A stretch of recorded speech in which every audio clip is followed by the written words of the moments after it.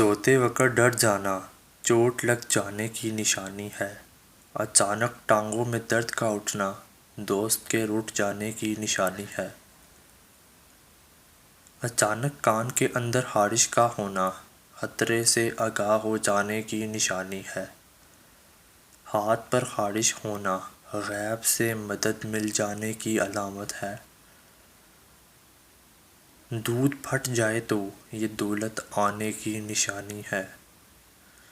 گھر میں سفید کبوتر کا آ جانا گھر میں اچھا رشتہ آنے کی نشانی ہے۔ ہاتھ سے دودھ کے گلاس کا گرنا گھر میں خوشیاں آنے کی نشانی ہے۔ خواب میں گلاب کا پھول دکھائی دے تو یہ شادی کی نشانی ہے۔ رات کو بار بار آنکھ کا کھلنا دولت مند ہونے کی نشانی ہے۔ پاؤں میں درد کا اٹھنا تکلیف اور مصیبت آنے کی نشانی ہے۔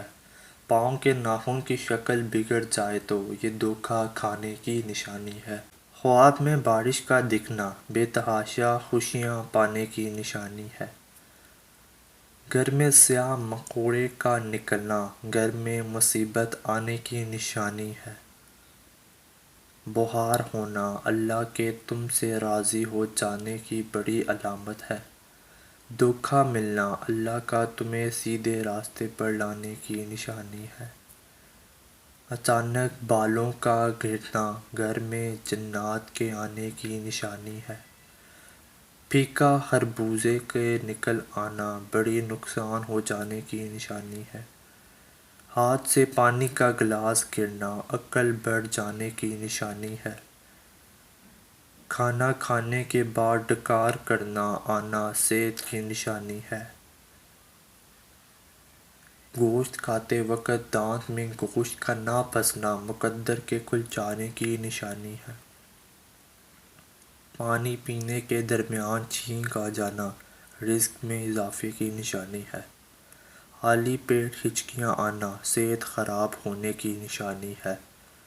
روٹی میں سے بال کا نکل آنا خود پر جادو ہو جانے کی نشانی ہے۔